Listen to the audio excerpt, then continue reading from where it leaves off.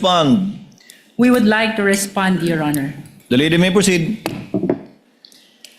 Your Honor, maliwanag po sa naging banta ng Vice Presidente kaugnay ng November 23, 2024 na video. May kinausap siyang tao kaugnay ng kanyang banta sa buhay ng Presidente, ng First Lady at ng dating Speaker. Later, Your Honor, we will present that this special task force was specifically created for the purpose of furthering the investigation because of the possibility of seeing na hindi po mag-isa ang Vice Presidente sa bantang ito. In other words, Your Honor, the mention of special task force, including its creation at ang karagdagang investigasyon nito, passes the test of relevance. As a matter of fact, this is the very reason why we are presenting Attorney Melvin Matibag, the NBI Director, before the Honorable Impeachment Court. Your Honor, the defense likewise mentioned that Special Task Force was not mentioned in the articles of impeachment. Nais ko pong ibalik ang naging desisyon ng kagalang-galang na impeachment court kahapon, kaugnay ng mga dokumento which pertains to acts and omissions prior to 2022 and acts or omissions which were not specifically mentioned in the articles of impeachment. Ang mahalaga po dito, Your Honor, ay itong mga aligasyon or testimony to be presented ay may kaugnayan o relevant sa article of impeachment. It is not necessary that they be specifically mentioned in the articles of impeachment. Finally, Your Honor, they likewise raised the issue of due process of the respondent. It is very much apparent, Your Honor, since day one of our impeachment trial, the respondent is very well represented by her very much able defense panel. In other words, Your Honor, atin pong ibinibigay ang nararapat na due process sa respondent Vice President in as far as this impeachment trial is concerned, kasama na po ang pagtestigo ni NBI Director, kaugnay ng Special Task Force at ang mga naging investigasyon nito. Just a short rejoinder, Your Honor. Counsel for respondent may do so before the chair makes a ruling on the offer and the comments to the offer. You may proceed, Attorney Binlon. Your Honor, considering that the prosecution mentioned dates prior to the appointment of Director Matibag, then we would also add as basis for our objection his lack of personal knowledge. Noted. Chair will now make a ruling. Chair reminds the lead prosecutor to skip the introduction and preliminary questions with respect to the witness being the current NBI Director, having been admitted by the counsel for respondent. Insofar as the phrase banta is concerned, Chair would like to remind the senator judges that that is indeed a conclusion which the prosecutors will seek to prove for our purposes. Tawagin na lamang natin o ituring na lamang natin ang mga pahayagang binitiwan ng ikalawang Pangulo. But lead prosecutor, kindly let the witness testify and characterize it as such if he will, but it should come from the witness and not from any of the counsel for the parties. As to the task force was formed on April 16, 2026, after the impeachment complaints have been filed. Although the impeachment complaint was filed before the Senate in May, the impeachment complaints were already filed prior to the formation of the task force. And as a last point, this, if at all, would show persistence, absence or lack of it, which is an element of the crime of grave threats which the prosecution is seeking to prove. Again, not through their statements, but through the witnesses they will be presenting in the person today of Director Matibag. The chair will therefore allow the testimony, and the counsel for the respondent may object at any time with respect to the points he raised, and the chair will rule each time an objection is raised regarding that matter without prejudice. I'm already seeing what Attorney Binloan will do because he's reaching for the mic. Without prejudice to the counsel, of course, making a continuing objection with respect to his observations to the offer, so that we would abbreviate the proceedings and he won't need to object each time if at all it is brought up. Would that be correct, Attorney? Yes, Your Honor, we register our continuing objection and everything subject to cross, Your Honor. Noted. The lead prosecutor may proceed. Your witness. Mr. Witness, pakisabi po ang inyong pangalan, edad, at iba pang pagkakakilanlan. Ako po ay si Attorney Melvin Matibag na kasalukuyang Director ng National Bureau of Investigation. Ang aming pong tanggapan ay may address na 9th floor Philinvest Cyber Zone Building, Tostado, Macapagal, Pasay City. Nabanggit mo na ikaw ay isang abogado. Gaano ka na katagal sa nasabing propesyon? 29 years po. Saan ka nagtapos ng iyong abogasya? Sa Ateneo Law School po. Bago ang iyong abogasya, ano ang una mong inaral sa kolehiyo? Ako po ay nagtapos ng Bachelor of Arts, Major in Philosophy sa University of Santo Tomas. Pagkatapos naman ng abogasya, Mr. Witness, ano ang iyong inaral kung mayroon man? Nag-aral po ako ng Masters of Law, Major in Corporate and Finance Law sa Wayne State University, Detroit, Michigan, USA po. You are here as NBI Director. Bago ka itinalaga bilang NBI Director, ano ang iyong mga naging trabaho kung mayroon man? Bago po ako itinalaga na NBA Director, kasalukuyan po ako naglilingkod bilang Dean o Dekano ng Lyceum Alabang College of Law. Nabanggit mo na ikaw ay dating Dean ng Lyceum College of Law, Alabang. Bukod sa pagiging Dean, ano pa, kung mayroon man, ang iyong naging trabaho bago ang iyong pagkatalaga bilang NBI Director? Ako po ay nanungkulan na rin sa iba't ibang kapasidad sa ilalim po ng iba't ibang administrasyon. Una-una po rito bilang Director ng Laguna Lake Development Authority sa administrasyon po ni dating Pangulong Gloria Macapagal Arroyo. Nabanggit mo na ikaw ay naglingkod bilang Director ng Laguna Lake Development Authority panahon ng dating Pangulo, Gloria Macapagal Arroyo. Ano pa, Mr. Witness, kung mayroon man, ang iyong naging trabaho bago ka itinalaga bilang NBI Director?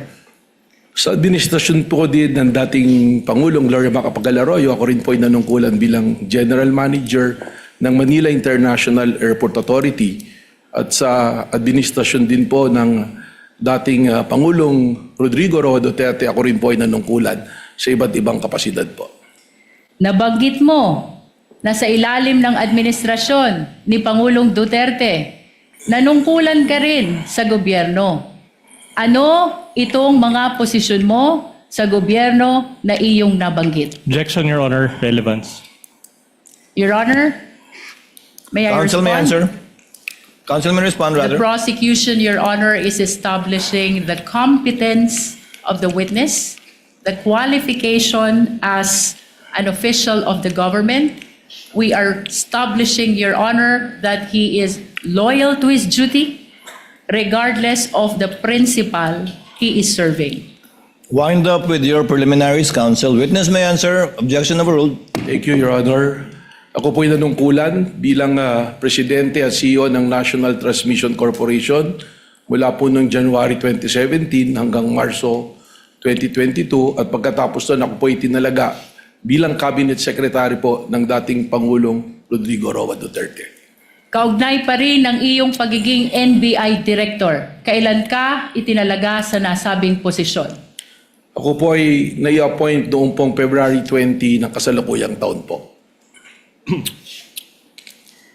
Mr. Witness, bilang NBI Director, ano ang iyong mga responsibilidad at kapangyarihan kung iyong nalalaman? Objection, Your Honor. We already stipulated on this matters. No need for the director. Your Honor? Yeah. Did you stipulate, counsel, as well as with the powers, responsibilities of We're willing to stipulate, Your Honor, as what The the law director? provides. Your Honor, regardless of the position of the defense to stipulate on the fact pertaining to the powers and responsibilities of the NBI Director, it is the position of the prosecution that since this is a constitutional process, mahalaga po na marinig ng ating mga iginagalang na senator judges, ganun din ng mga kababayang nanonood kung ano talaga ang responsibilidad at kapangyarihan ng isang NBI Director.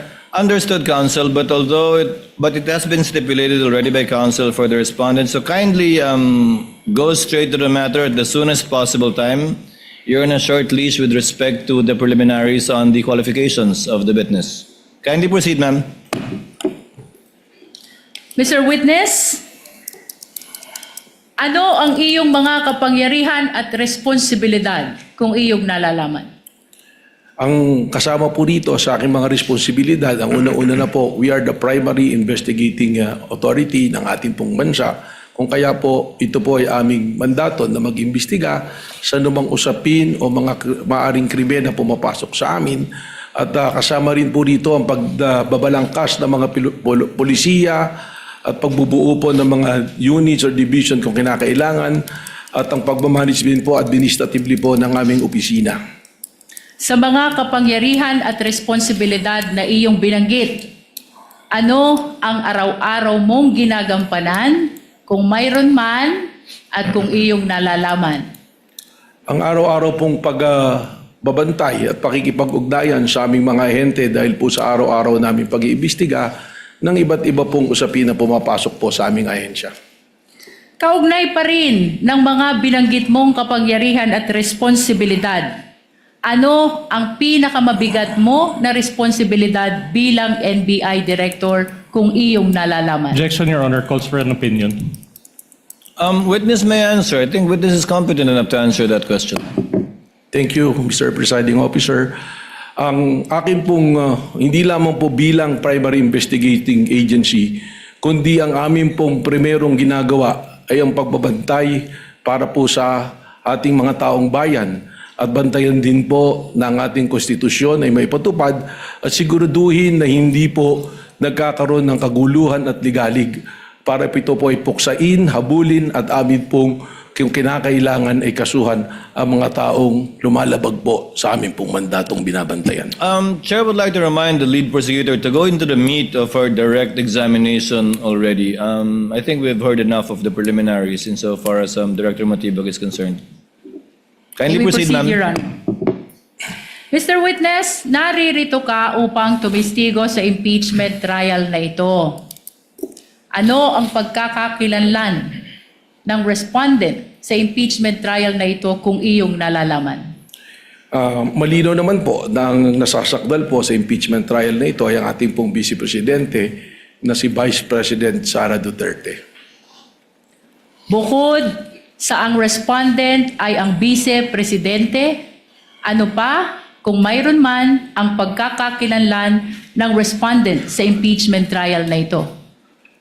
Base po sa aking mandato bilang direktor nang ako po ay pumasok sa aming opisina, lahat po ng mga kasong nakabinbin at mga amin na naipasok sa Department of Justice ay aking pong niribisa at tiningnan upang akin po itong masubaybayan. At isa po sa mga kasong aking nakita rito, ang respondent po rito ay ang ating pong Vice Presidente kung saan po siya ay kinasuhan ng aming Cybercrime Division ng grave threat at inciting to sedition na sa kasalukuyan po ngayong nakabinbin sa Department of Justice. Nabanggit mo na ang respondent ay may kasong grave threat at inciting to sedition sa DOJ. Mr. Witness, ano pa kung mayroon man ang pagkakakilanlan ng respondent sa impeachment trial na ito? Ang ating pong Vice Presidente, kasalukuyang ating pong subject sa ating continuing investigation dun po sa pagbabanta at plano na pagpatay po sa ating Pangulo, sa First Lady at sa dati pong Speaker of the House. Mr. Witness, may binanggit ka na continuing investigation ng NBI. Ano ang iyong ginawa kung mayroon man kaugnay ng ongoing investigation ng NBI na iyong binanggit? Tayo po ay nagtatag ng tinatawag ko ni Special Task Force po sa pamamagitan ng pag-create po ng isang administrative order kung saan bumalangkas po tayo ng mga miyembro ng aming pong opisina para sila po ang magtuloy ng investigasyon na ito at mag-monitor po ng mga kailangang gawin. Kaugnay pa rin ng binanggit mong Special Task Force. Ano ang kahalagahan nito sa investigasyon na ginagawa ng National Bureau of Investigation? Napakahalaga po para sa amin sapagkat from our law enforcement perspective, ang ginawa pong banta ng Vice Presidente ay tinatrato na namin hindi banta kundi isang plano para po sa pagpatay sa ating Pangulo. And that is a threat to the President which we consider also na threat po sa ating national security. Mr. Witness, anong katunayan mayroon ka? Kaugnay ng iyong binanggit na binuong Special Task Force upang mag-imbestiga sa lahat ng banta sa buhay ng Presidente, kasama na ang pagbabanta ng Vice Presidente. Meron po akong inisyu na Administrative Order number 11 noong April 16 ng kasalukuyang taon po. At kung ipapakita sa iyo ang kopya ng Administrative Order number 11, ito ba ay makikilala mo? Opo. Your Honor, may we request that AO number 11, previously marked as Exhibit P429, be flashed.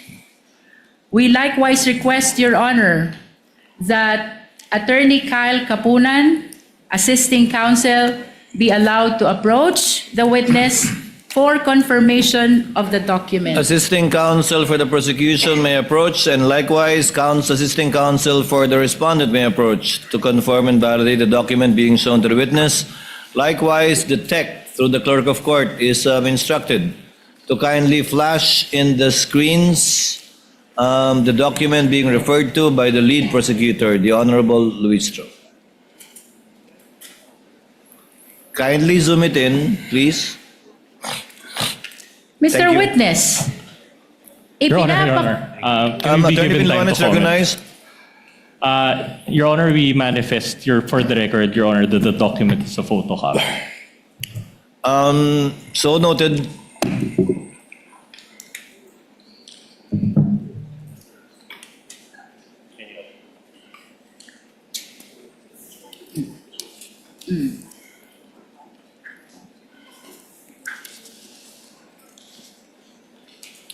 Thus, the lead prosecutor confirmed the observation of the counsel for respondents while we are awaiting, the respondent rather, Your Honor, while we are awaiting for their review of the document. Your Honor, after the confirmation of the document, the prosecution will be requesting for the transfer of marking to a certified true copy, Your Honor. At a later time. Yes, Your Honor. Noted. Counsel may proceed when she's ready. Mr. Witness, ipinapakita sa iyo ngayon, may we request the assisting counsel to please show the document to the witness? Attorney Kapunan, kindly. Mr. Witness, ipinapakita sa iyo ngayon ang isang dokumento na may pamagat na Administrative Order number 11.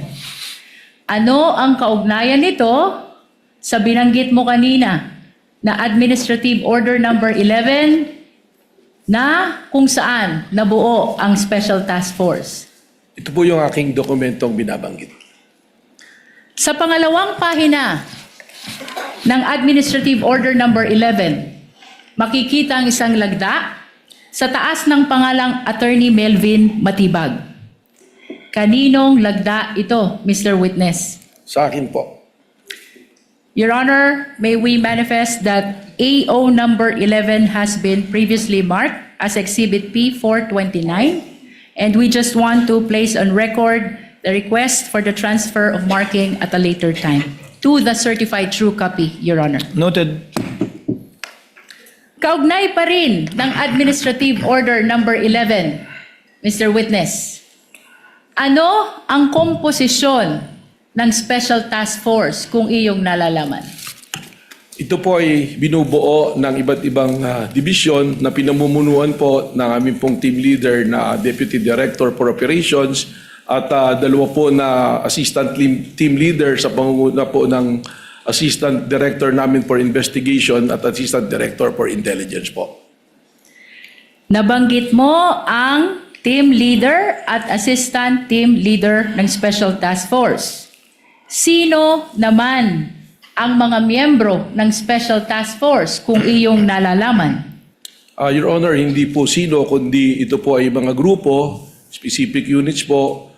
Isa na po rito ang National Capital Region Division namin, ang Cybercrime Division po namin, ang aming pong OCTD, Organized Crime, Transnational Crime Division, ang TID po at ang CFD.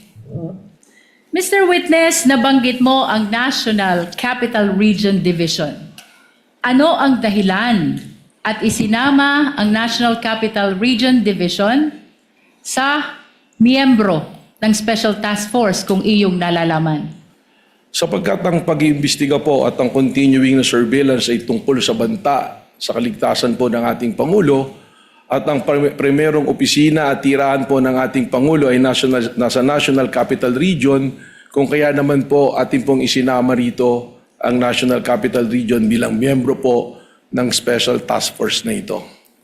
Mr. Witness, binanggit mo din kanina ang Cybercrime Division. Ano naman ang dahilan kung iyong nalalaman? Bakit ginawang miyembro ng Special Task Force ang Cybercrime Division? Ang Cybercrime Division po ay kasama dito sa task force na ito sapagkat marami po ngayon na nabanta na pumapasok po sa ating Pangulo sa pamamagitan po paggamit ng social media platform at ang CCD po, sila po yung may karanasan at kaalaman po na sapat para bantayan po ang mga bantang papasok dito sa pang-araw-araw po. Mr. Witness, binanggit mo din ang Organized Transnational Crime Division. Ano naman ang dahilan at isinama ito sa Special Task Force kung mayroon man? Hindi naman po lingid sa atin na ang ating Pangulo ay may mga pagkakataon na lumalabas ng ating bansa at nagbabiyahe na kung saan ay ating pa rin pong tungkulin na bantayan ang kanyang seguridad kahit siya ay nasa labas sa ating bansa. At ang ating pong Organized Transnational Crime Division, sila po yung merong ugnayan sa ating pong mga counterparts sa iba't ibang bansa upang ating pong maisiguro ang kaligtasan po ng ating pong Pangulo habang siya ay nasa labas ng ating bansa.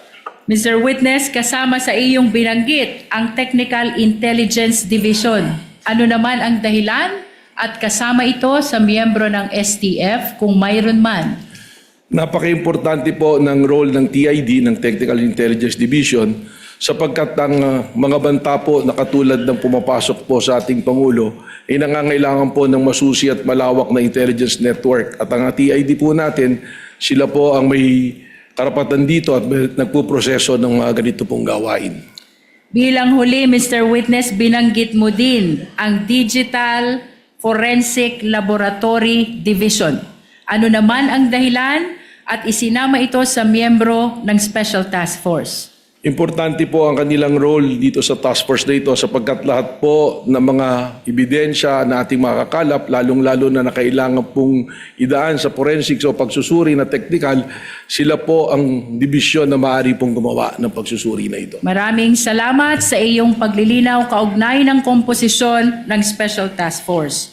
Mr. Witness, anong mga pagkakataon kailangan ng NBI bumuo ng task force kung iyong nalalaman? Ang pagbuo ng task force ay yung mga immediate po na pangangailangan nating tugunan. Isa po yan. Pangalawa po rito ay kung isa ng malawakan ang isang bagay na kailangan nating tugunan at imbestigahan.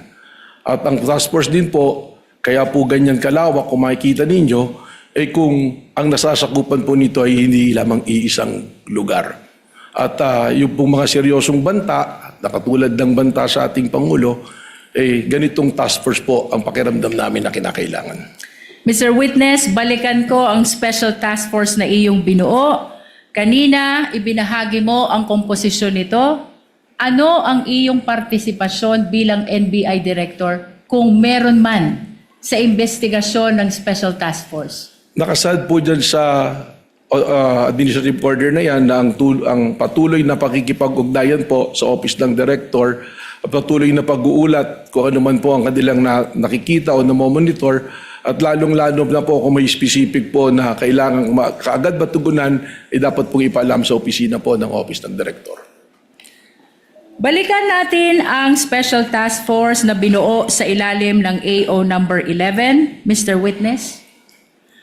Ano ang nagtulak sa'yo kung mayroon man upang buuin ang special task force na ito? Ang akin na po nabanggit, ang malinaw na banta at planong pagpatay po sa ating Pangulo na para sa amin po sa law enforcement, ito ay nag-transcend na sa banta po sa ating national security. Sapagkat anuman pong banta sa ating Pangulo ay banta sa seguridad ng ating bansa. Sapagkat ito'y magdudulot ng kaguluhan, ng ligalig at destabilisasyon po sa ating pong gobyerno at sa ating pong bansa. Nabanggit mo na ang banta sa buhay ng Pangulo ay banta na rin sa national security. Ano pa, Mr. Witness, kung mayroon man ang nagtulak sa'yo upang buuin ang special task force na ito? May mga pangyayari po na atin pong nasaksihan na nagpatunay na ang banta ay seryoso. Katunayan po, ang aming investigasyon ngayon ay tumawid na sa hindi banta, kundi isang plano talaga na patayin po ang ating Pangulo ng Pilipinas. Sapagkat doon po sa ating mga inobserbahan na tinatawag dating open source intel, manilaw po roon na ang ating Vice Presidente sinabi mismo na siya ay kumausap na ng papatay at pumayag yung papatay na yan sa ating Pangulo ng Pilipinas.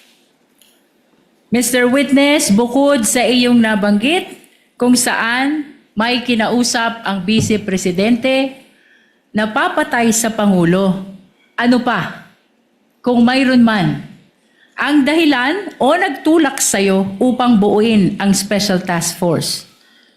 Kung makikita po ninyo doon sa whereas clauses ng Administrative Order 11, ang nag-isa pong nagpatibay rito ay yung aming napanood na live broadcast po ng isang rally na tinatawag na Rage Coalition. If I remember it correctly, it's April 12 na nagsasalita ang mayor ng Davao City na si Mayor Sebastian Basti Duterte na sinabi niya na isang ulo lang naman ang kailangan namin at yan ay ang ulo ni Bongbong Marcos. Yan po ay aming isinama sa aming factor upang buuin po itong ating Administrative Order number 11. May nabanggit ka na Rage Coalition Rally noong April 12, 2026. Ano itong insidenteng ito, Mr. Objection, Witness? Your Honor, relevance. We ask for the relevance, Your Honor. Part of the witness's narration, counsel, you're on a short leash again, kindly connected to this case. Your Honor, this Witness may answer. Dito po sa rally na ito ay nakita natin doon pa lang pa sa pangalan na sinasabing rage, ito po ay may interpretasyon base sa aming law enforcement experience na pag sinabing rage, galit, puot. At ang mga personalidad po na dumalo rito ay makikita nating mga personalidad na kilalang tumutuligsa at naglalabas ng destabilisasyon po sa atin pong gobyerno ngayon. Makikita po natin ang presence ng iba't ibang personalities dyan na consistent na nagdudulot ng ligalig po sa atin pong bansa. Mr. Witness, kung ipapakita sa iyo itong videong ito ba'y makikilala mo? Opo. Anong partikular na bahagi ng videong ito ang tumutukoy sa iyong sinabi kung saan may binanggit si Mayor Sebastian Duterte? Mr. President, we be allowed to Objection, Your check Honor. on the timestamp. Let's listen to the council's objection first. Attorney Vinluan, what is your objection? Again, irrelevant, Your Honor. Same ruling, council, go to it directly, and I hope you will connect and make the connection between this video and the matter at hand. Yes, Director Matibag, you may proceed to open the US. Are you referring to your notes, rather? Opo, yung po ang aking investigation. You notes may po. refer to your notes, Kung saan Director Matibag. po nakasulat ang timestamp nung video na akin po binabanggit. Your Honor, may we be allowed also to peruse Counsel that- for assisting counsel for the respondent may look at the document being reviewed by the witness. Likewise, should the prosecutor wish to do so, assisting counsel for the prosecutor may also stand up and accompany assisting counsel for the defense. You may proceed, Director Matibag, to answer. Yan po ay nasa timestamp 2:34:35 to 2:34:43. Your Honor, we are requesting that the video of Mayor Sebastian Duterte during the Rage Coalition on April 12, 2026, which has been previously marked as P430, particularly timestamp 2:34:35 to 2:34:43, be flashed, Your Honor. The tech is directed to kindly play the timestamps mentioned. May I request assisting counsel from the defense to kindly witness the breaking. Is the USB sealed, counsel? Has I the believe, seal Your been Honor. broken? Witness is instructed to break the seal. While being witnessed by assisting counsel for both parties, before it is presented to the tech for it to be played. Ayaw ah. Ayan.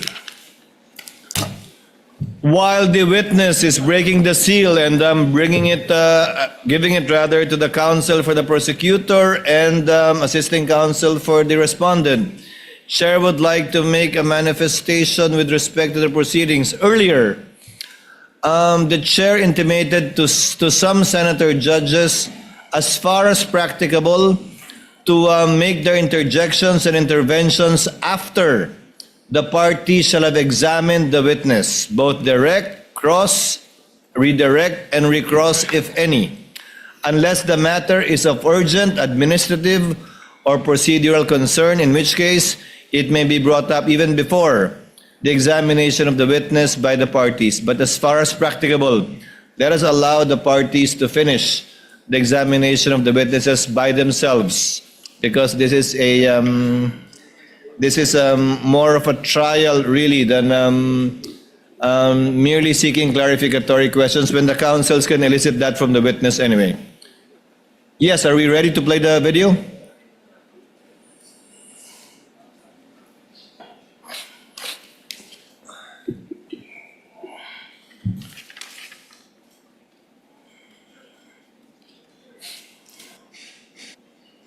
Responsive, and we would like to move, Your Honor, that it be expunged from the records. Your Honor, the witness has answered already, and that should form part of the transcript of our trial today. Then we move to strike it off, Your Honor. The objection is overruled and the motion to strike is denied. Let it remain in the records for the appreciation of the senator judges as to the weight they will give that particular part of the witness's testimony. We will submit, Your Honor.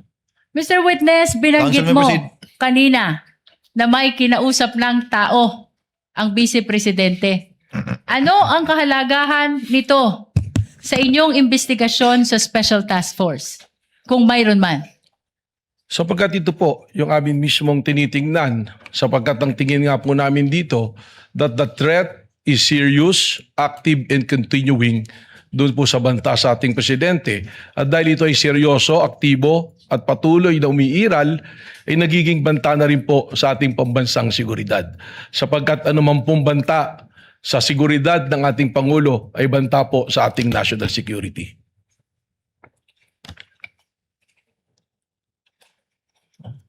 Mr. Witness, ano ang inyong obserbasyon kung mayroon man doon sa sinabi ng Vice Presidente na mayroon na siyang kinausap na tao. Objection vague, Your Honor. Your Honor, the witness is very much competent. Please allow him to answer the question. Witness objection overruled. Witness may answer. Kindly move on, counsel. I think I know where you're getting at. But kindly move on toward your point. Witness may answer. Ang obserbasyon po namin dito ay hindi na ito isang banta, kundi isang plano. Sapagkat ang tingin po namin dito ay inianunsyo ng ating Vice Presidente ang kanyang planong pagpatay sa Pangulo ng Pilipinas at mga nabanggit pa ang kanyang gustong ipapatay doon po sa kanyang pagbabanggit sa kanyang press conference. Kanina, Mr. Witness, binanggit mo ang investigasyon ng NBI noong November 2024.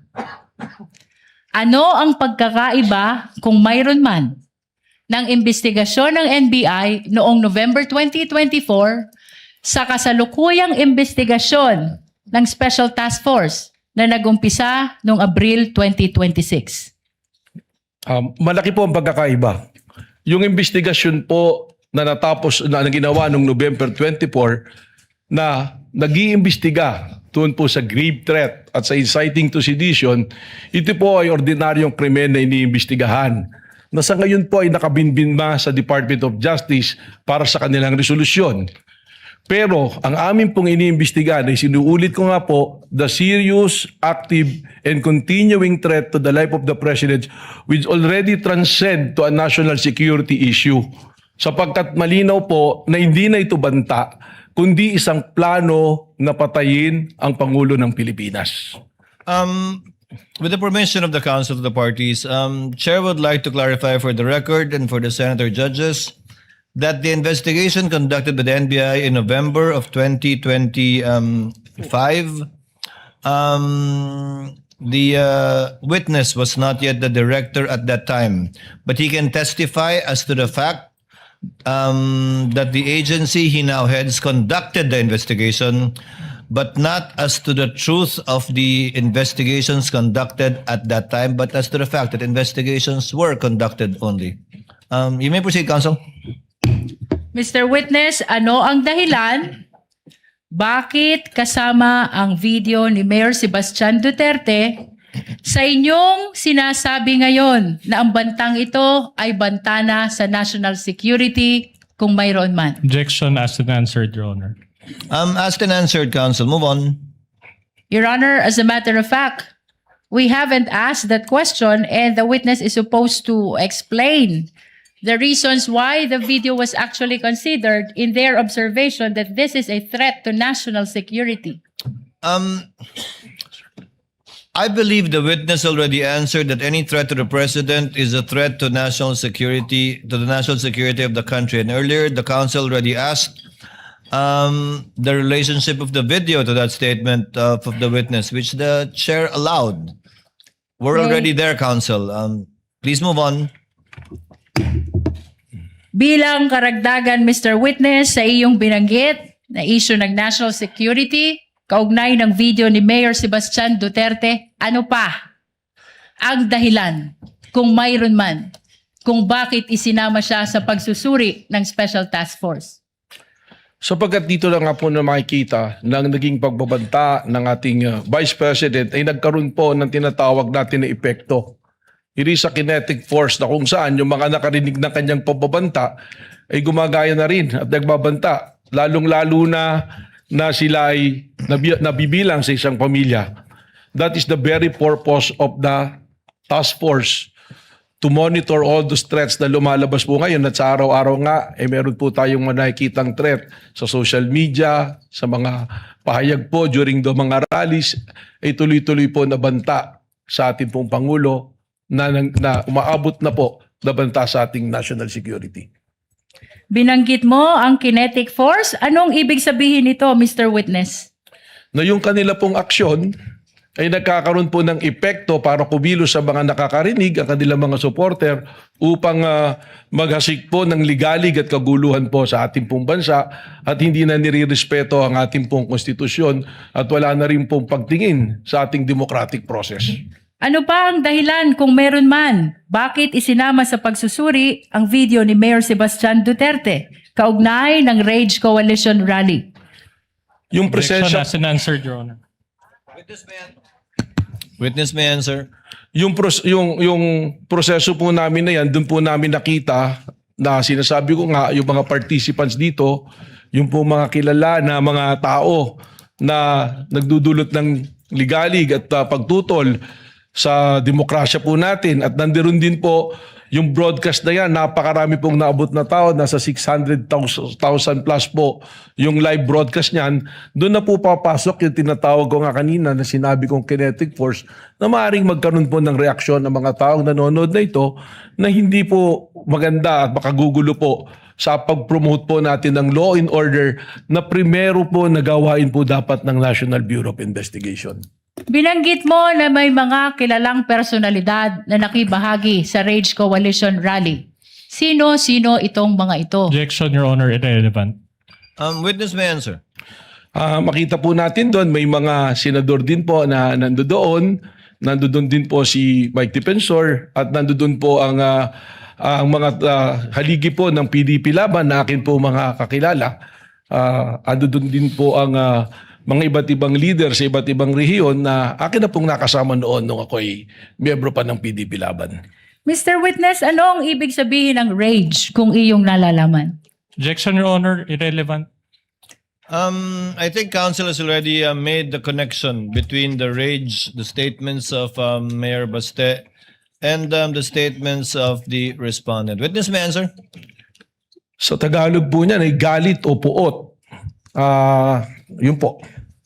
Wala pong acronym yon, Director Matibag. Hindi po kasi tumutugma doon sa acronym nila dahil yung acronym nila Reform Alliance for Good Governance. So hindi po RAGE eh. So medyo malayo po. May proceed, Your Council Honor. may proceed. Nabanggit mo din, Mr. Witness, na maraming nanood ng videong ito. Ilan ang nanood ng videong ito kung iyong nalalaman? Sa live broadcast po, lumabas po na nasa 600,000. At ano ang kahalagahan na 691,000 ang nanood sa live broadcast ng videong ito kung mayroon man? Again, ganoon na po kalawak yung nakikita natin na resulta ng pag-asik po ng ligalig po at pagbabanta po sa kayusan, pati na rin po sa seguridad ng ating Pangulo. Mr. Witness, kanina binanggit mo ang pagkakaiba ng naunang investigasyon ng NBI sa kasalukuyang investigasyon ng Special Task Force ng NBI. Ngayon, ano naman ang ginawa ng NBI sa pagitan ng unang investigasyon kung saan na-file ang kasong grave threat at inciting to sedition sa DOJ, February 2025, sa kasalukuyang investigasyon ng Special Task Force na inumpisahan nung buuin ang STF April 2026. Kung mayroon man. Ang sa pagkaalam ko po, Council, you mean April 16, 2026. That's the you're referring to AO11. Yes, Your Honor. Witness may answer.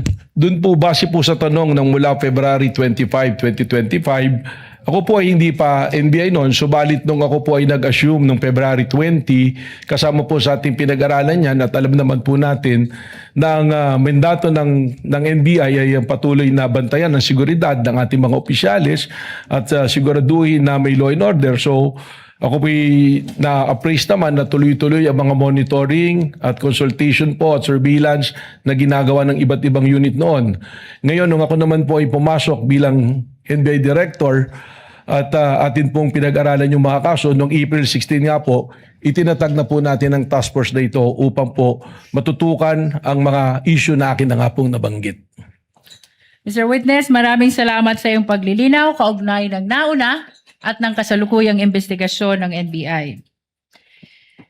Kaugnay pa rin ng Special Task Force, ano ang iyong naging direktiba kung mayroon man? Kaugnay ng video ni Mayor Sebastian Duterte noong April 12, 2026. Akin pong ipinag-utos to the task force na may authenticate at may preserve itong video ito sapagkat amin pong iniisip na ito'y magiging material sa amin pong pag-iimbestiga at sa darating po na panahon na amin po itong gagamitin. Mr. Witness, sino ang iyong inutusan upang ma-preserve at ma-authenticate ang video ni Mayor Sebastian Duterte na tinukoy mo? Ito po ay aming naitoka kay Agent Edgar Apolonio po ng Cybercrime Division po. Ano naman ang iyong patunay na ang videong ito ay na-preserve at na-authenticate ni Agent Edgar Apolonio kung mayroon man? Ako po ay nakakuha ng kopya ng affidavit of authentication na ipinasa po sa aking tanggapan at akin po itong nahawakan po. Your Honor, we are requesting that affidavit of authentication of Edgar Apolonio, previously marked as Exhibit P431, be flashed. Likewise, Your Honor, we're requesting that we allow assisting counsel to present the document to the witness for confirmation.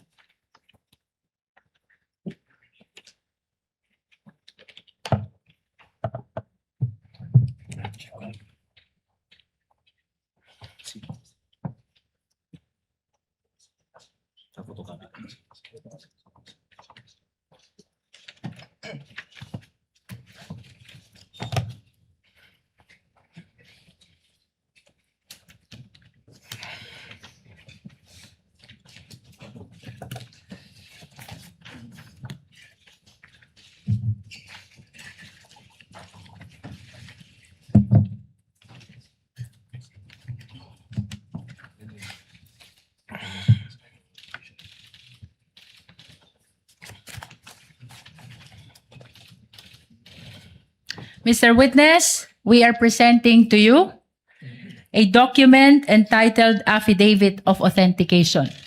Ano ang kaugnayan nito sa Affidavit of Authentication ni Agent Edgar Apolonio na tinukoy mo kanina? Ito po ang affidavit of authentication na aking pong binabanggit. We manifest, Your Honor, that the same has been previously marked as Exhibit P431. Sa pahina 2, makikita isang lagda sa ibabaw ng pangalang Agent Edgar Apolonio. Mr. Witness, kaninong lagda iyan kung iyong nalalaman? Kay Agent Edgar Apolonio po. Mr. Witness, paano mo nalaman na ang lagdang iyan ay lagda ni Agent Edgar Apolonio? Noong po ito'y sinumite sa aking opisina, siya po ay aking ipinatawag at tinanong ko kung siya ang gumawa at kung lagda niya po ito. Bukod po doon ay marami na po akong naiutos na ipa-authenticate sa kanya at iba pang dokumento na siya po ang lumalagda kung saan nagkaroon na po ako ng familiarity doon sa kanya pong mga lagda. Maraming salamat sa iyong paglilinaw. Ngayon ay puntahan natin ang investigasyon ng Special Task Force sa banta ng Vice Presidente sa buhay ng Presidente. Ano ang mga ginamit niyong batayan? Kung mayroon man sa inyong pag-iimbestiga sa Special Task Force sa banta ng Vice Presidente sa buhay ng Presidente. Consistent po sa ginagamit po ng protective intelligence methodology ng Secret Service ng Amerika. Then po sa tinatawag natin na if there is a threat to unknown personality, meron po silang mga pamantayan at doon din po namin ibinasa itong pamantayan na ito. 5 po ito na pamantayan namin pong ginamit. Mr. Witness, binanggit mo na meron kayong ginamit na 5 pamantayan. Ano-ano itong mga 5 pamantayan na binanggit mo? Una na po rito yung pattern of violence po. Bukod sa pattern of violence, ano pa kung mayroon pa? Yung pong gravity at seriousness po ng isa pong pangyayari. Anong sunod dito kung meron pa? Yung pong identity and identifying characteristic po ng involved po doon sa pangyayari. Bukod sa identity, ano pa, Mr. Witness, kung mayroon man? Ang isa po rito ay yung kakayanan po at kapasidad po ng nabanggit po na subject po. At bukod sa 4 na iyong nabanggit, ano pa? ang inyong ginamit na batayan kaugnay ng investigasyon na ito? Yung pong tinatawag na motive o motibo at intent po ng personality po. Mr. Witness, balikan natin ang pattern of violence na una mong binanggit kanina. Ano ang inyong sinuri, kung mayroon man, kaugnay ng pattern of violence ng Vice Presidente? Sa tulong po ng aming pong Special Task Force ay aming pong binalikan ang mga pangyayari na yan naman po ay lumabas na tinatawag namin sa media na mga open source intel namin. At doon po nakita namin yung isang event nung mayor pa po ang ating Vice President Sara Duterte na meron pong isang sheriff na gustong gawin ang kanyang tungkulin na atas po ng legal na atas ng korte na magpatupad po ng demolition order. Subalit hindi po ito nagustuhan ng noon ay mayor at kay Vice Presidente, kung saan ay tinawag po niya yung sheriff at pinagsusuntok po sa mukha itong sheriff na ito. Mr. Witness, binanggit mo ang isang insidente ng sheriff na pinagsusuntok sa muka. May ipapakita ako sa iyong video.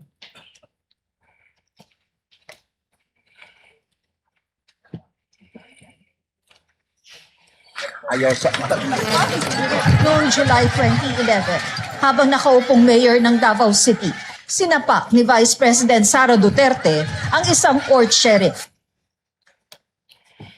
Ito ba ang insidenteng tinutukoy mo? Tama po, yan po. Bukod sa insidente ng sheriff na sinuntok ng Vice Presidente, ano pa, kung mayroon man, ang inyong sinuri kaugnay ng pattern of violence ng Vice Presidente? As part of our investigation, kami po ay nakakakuha ng mga dokumento related po dito sa aming inimbestigan kung saan we got hold of a affidavit of ito pong dating police ni si Arturo Las Canas na self-confessed member ng DDS na kung saan doon po sa kanyang affidavit na yan ay atin pong nakita at inilalarawan po at sinasabi nitong ni Arturo Las Canas na ang Vice Presidente mismo ay kasama doon sa Oplan Tokhang, isa sa mga arkitekto ng Oplan Tokhang. At dito rin po niya sinabi na instead na barilin at patayin para hindi nalalaman ng media, ay kidnapin na lamang yung mga subject po, mga shabu users o kaya yung pong ibang gumagawa ng krimen o nagtitinda ng droga at ibaw na lang po sa isang quarry. Na kung saan natagpuan po later nitong Laod Quarry na mayroon pong mga biktima ng extrajudicial killings. Mr. Witness, nabanggit mo ang affidavit ni Arturo Las Cañas. Nasaan ang affidavit na tinutukoy mo? Objection, Your Honor. May we know the relevance of all these questions? Your Honor, we're establishing the pattern of violence. And this is very much relevant. Witness may answer. Sa pagkakalam ko po, ang affidavit na ito ay nakasumito po sa International Criminal Court na sasalukuyan po dumidinig ng kaso ng extrajudicial killings po. Kaugnay pa rin ng affidavit of Arturo Las Cañas. Nasaan ang kopya nito kung mayroon ka man? Meron po Objection, Your Honor. The witness is not competent to provide an answer on an affidavit that he did not execute. Your Honor, may I respond? Lead counsel may respond. Your Honor, this affidavit of Arturo Las Cañas can be considered as a declaration against interest. He's saying in the affidavit na siya ay hitman, na siya ay bahagi ng Davao Death Squad. And under the rules, Your Honor, this may be considered also even with respect to third party. And in this particular case, Your Honor, the Vice President, the respondent, is the third party. Just a rejoinder, Your Honor. Counsel for the respondent. Then we would have to object to that, Your Honor, because it will be Mr. Las Cañas, if at all, who has the personal knowledge. We're already going into the contents of such affidavit, and the witness is incompetent to testify on that. Chair will make a ruling.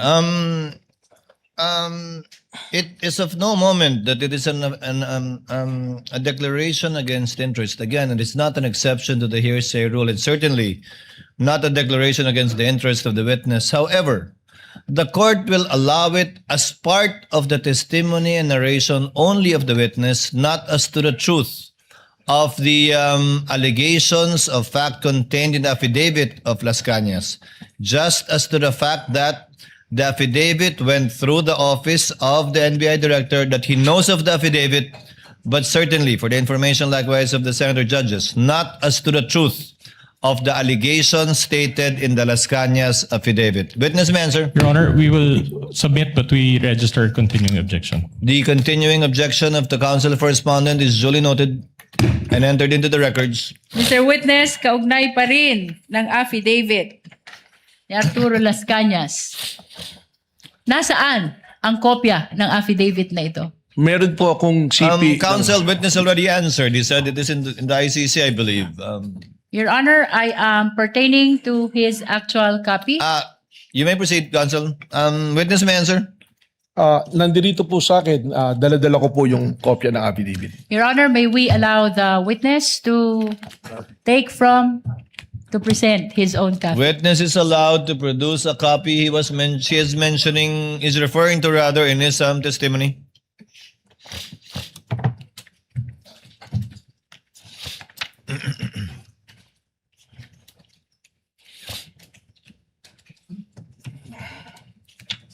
For the record, assisting counsel for the respondent as well as assisting counsel for the prosecutors are viewing the document produced by the witness.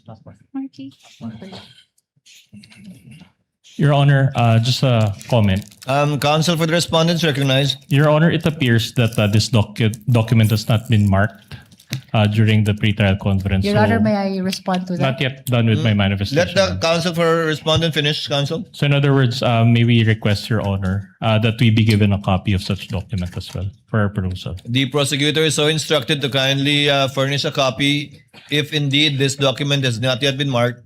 Your Honor, may I respond to that? Counsel may respond. The affidavit of Arturo Las Cañas has been previously marked as P-2-10-1-W, Your Honor, for the prosecution. Then I stand corrected, Your Honor, but can we still request for a copy? Nevertheless, kindly give the counsel for respondents a copy. We submit, Your Honor. Counsels rather for respondent a copy. Thank you, counsel.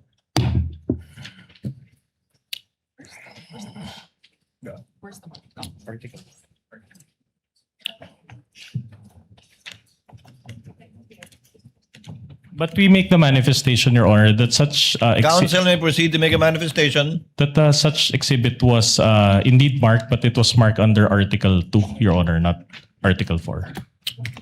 We confirm, Your Honor. Nevertheless, we maintain that this document has been marked during the pretrial conference, Your Honor. Duly noted. Mr. Witness,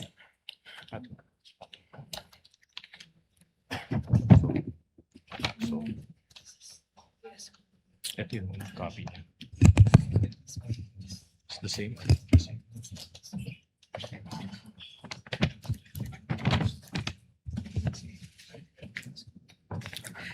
May USB. May USB.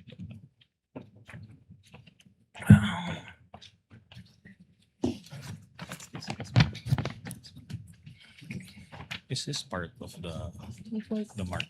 Oh, this is part of the mark. Just an additional comment, Your Honor. Counsel may proceed. It appears that the two documents are not the same in that the marked documents contains a page and attached thereto is an USB. However, the copy of Director Matibag does not contain that page, Your Honor. I'm sorry, counsel. It appears, Your Honor, that the two documents are not the same in What that two documents are you referring to? the marked exhibit and the set of documents from Director Matibag. With all due respect, Your Honor, the copy that was marked contains a page with annexes, including a USB, and such page does not appear in the copy provided by Director Matibag. So the copy of Director Matibag does not contain a page with an attached USB. That's correct, Your Honor. It's incomplete. Does counsel for the prosecutors, assisting counsel for the prosecutors, or lead counsel confirm that? For the record? we confirm, Your Honor, Nevertheless, the representation of the witness is that the copy is his own copy and does not pertain to the copy of the prosecution. And we will be willing, Your Honor, to use the pre-marked copy for the purpose of confirmation of the witness, Your Honor. If you have it with you, counsel, why not just use that copy?